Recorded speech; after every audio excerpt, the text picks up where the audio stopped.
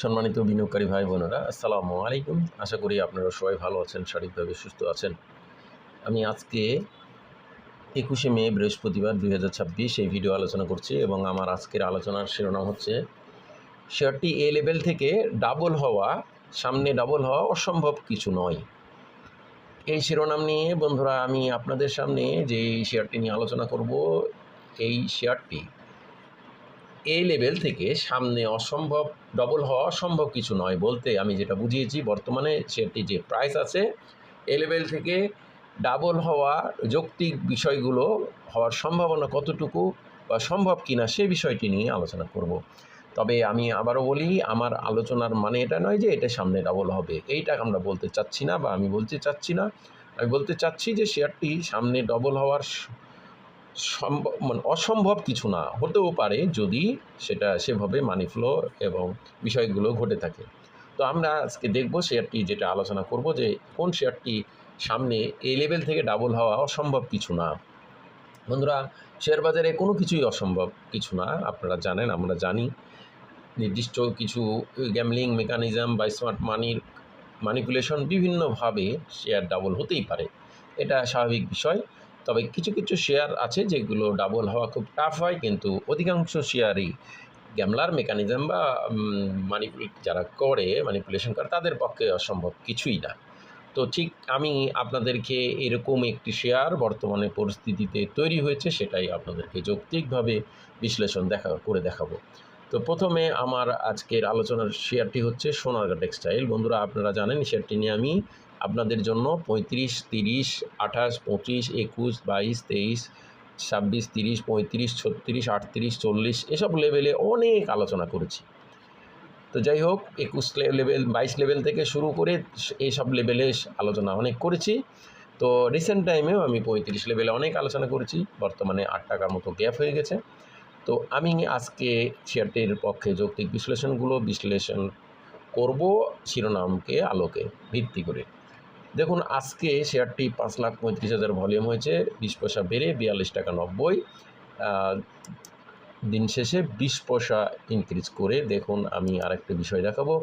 Fundamentally কিন্তু শেয়ারটি দুর্বল, মৌলভিত্তি ন্যাব মোটামুটি ভালো, কিন্তু শেয়ারটির খুবই কম সংখ্যক শেয়ার এবং কোয়ার্টার 3-তে ইপিএস কোয়ার্টার 2 -17 পয়সা ছিল, কোয়ার্টার 3-তে সেটা মাইনাস কমেছে, -3 পয়সা। এটা একটা অবশ্য ডেভেলপ করছে। এখন আমি দেখব এভারেজ প্রাইস 36, 300 দিনে সেই লেভেল থেকে এখন বেশি আছে। আমি যে বিষয়টি আপনাদেরকে বিষয়গুলো দেখাবো, এটি মনোযোগ দিয়ে শুনবেন আশা করি। দেখুন, এই শেয়ারটি 35 লেভেল থেকে কন্টিনিউ র্যালি করে এখানে 10 লাখের একটা ভলিউম, 35 থেকে 40, 5 টাকা গ্যাপে, তারপর 14 লাখ, তারপরেও শেয়ারটি প্রাইস ইনক্রিজ করছে এবং ভলিউম দেখেন কোনো উল্লেখযোগ্যভাবে ভলিউম বাড়ে নাই। দ্যাট মিনস এইখানে এই শেয়ারটির কোনো অপলোডিং বা ডিস্ট্রিবিউশনের ম্যাটার এখনও তৈরি হয় নাই। পরিষ্কারভাবে আমরা দেখছি এখান থেকে প্রায় 8 টাকায় শেয়ারের গ্যাপ, কিন্তু উপরন্তু এই ভলিউমগুলো থাকার পরও এখানে বড় কোনো ভলিউম হয় নাই বা অপলোডিং বা ডিস্ট্রিবিউশনের কোনো সিমটম এখানে স্ট্যাটিক্স পাওয়া যায়নি বা পাওয়া যাচ্ছে না। দেখুন, আজকে 43-20 হাই হয়েছিল, 42-90 ক্লোজ, কাছাকাছি ক্লোজ হয়েছে।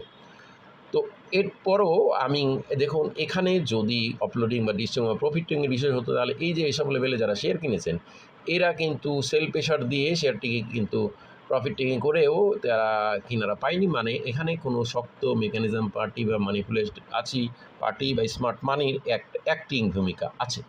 আমি আরও একটি বিষয় আপনাদেরকে দেখাবো, সেটা হলো দেখুন, এই হোল্ডিং পার্সন এপ্রিল মাসে শেয়ারটি 9.92 ইনস্টিটিউট থেকে কিনে নিয়েছে পাবলিক। এই পাবলিক 9.92, এটা কোনো নির্দিষ্ট একটি বা দুইটি গোত্র বা নির্দিষ্ট গ্যামলার ব্যক্তিগত, এখানে কোনো গ্যামলার বা ব্যক্তিগত স্মার্ট মানি পার্টি কর্তৃক এই বিষয়টা হয়েছে।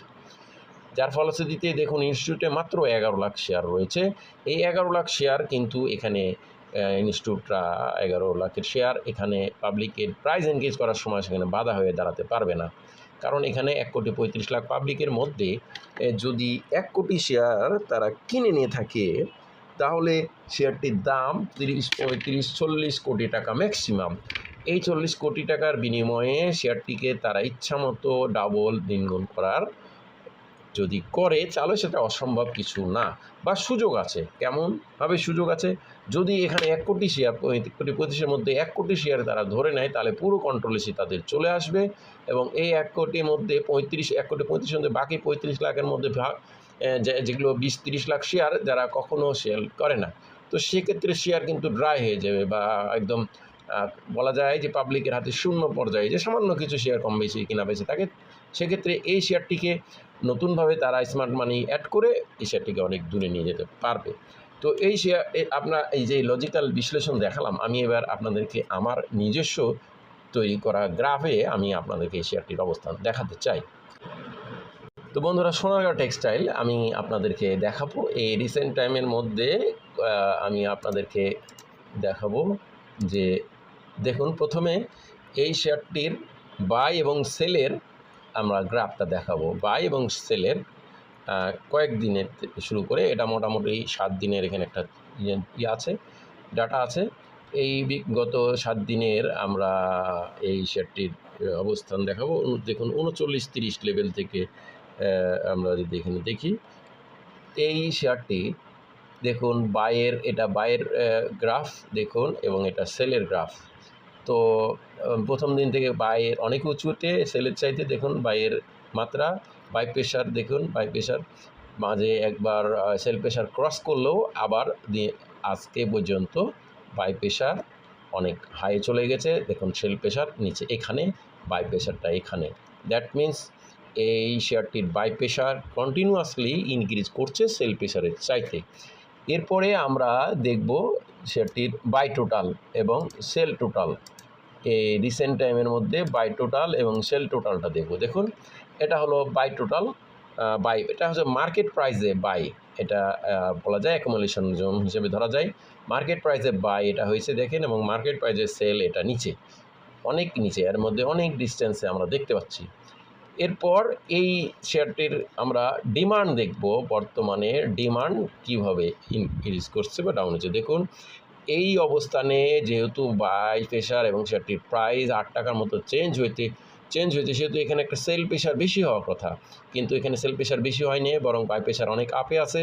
এবং বাই সেলের যদি এটা পাবলিকের বা আপলোডিং বা ডিস্ট্রিবিউশন বা ফিডিং বা প্রফিট টেকিংয়ের পর্যায় হতো, তাহলে কিন্তু বাই এবং সেলের একটা মাত্রা বেড়ে যেত এবং সেখানে ডিমান্ড পাবলিকের দেখুন কমে গেছে। দ্যাট মিন্স বাই করেছে যারা, তারা কিন্তু সেল করার প্রবণতা নাই। এবং অনেকে আছে যারা যেহেতু প্রাইস 35 টাকা থেকে 43 হয়েছে, 8 টাকার ডিস্টেন্স, সেহেতু অনেকে হয়তো বাই যাবে না, ভয় করবে বা ভয়ের কারণে বাই করবে না, সেই কারণে তাদের ভয় এবং সেল মাত্রা নাই, কম, যার জন্য কিন্তু বাই বেশি এবং সেল কমের কারণে ডিমান্ডটাও তাদের মানে বাই সেলের লেনদেনটা কমে যাচ্ছে এবং মার্কেট রেশিও অনুযায়ী তার ডিমান্ড কমে এসেছে। দ্যাট মিন্স এই পরিমাণে এটা ডিমান্ড, কিন্তু যদি এটা বেড়ে যেত তাহলে কিন্তু বোঝা যেত যে বাই সেলে প্রফিট টেকিংটা হচ্ছে, কিন্তু এখানে প্রফিট টেকিং হচ্ছে না। দ্যাট মিন্স এখানে বায়ার যারা বা শেয়ারটিকে ম্যানিপুলেট করছে বা অ্যাক্টিভ আছে, তারা শেয়ারটিকে কন্ট্রোলিসিতে পুরোপুরি নিয়ে নিয়েছে। এখন যেহেতু তাদের হাতে পুরো কন্ট্রোলিসি চলে এসেছে, সেহেতু তারা ইচ্ছা করলে এই শেয়ারটিকে অনেক ডবল বা অনেক দূরে নিয়ে যাওয়ার একটা অ্যাবিলিটি কিন্তু তারা রাখে। তো বন্ধুরা, আমরা এই যে দেখলাম এই সোনারগাঁ টেক্সটাইল, এটা আমার কিন্তু নিজস্ব চার্ট বন্ধুরা, নিজের তৈরি চার্ট। দেখুন পজিশন দেখুন, অলরেডি 8 টাকার ডিস্টেন্সের পরও বাইয়ের মাত্রাটা বেশি, সেলের মাত্রা এখানে দেখুন, এবং মার্কেটে মাইনাসেও এই শেয়ারটি কন্টিনিউয়াসলি পজিটিভের ধারা বয়ে গেছে। তো বন্ধুরা, আমার এই আলোচনা কাউকে বাই বা সেল করা, প্রমোট করার সাথে প্রলুব্ধ নিষেধ করা নয়, শুধুমাত্র শেয়ারগুলো অবস্থা জানানো বোঝানো, ধারাবাহিক আলোচনা হিসেবে আলোচনা, এই আলোচনা কেউ বাই সেল করবেন না। ধন্যবাদ। আজকে কিন্তু সবাই ভালো থাকুন। আসসালামু আলাইকুম।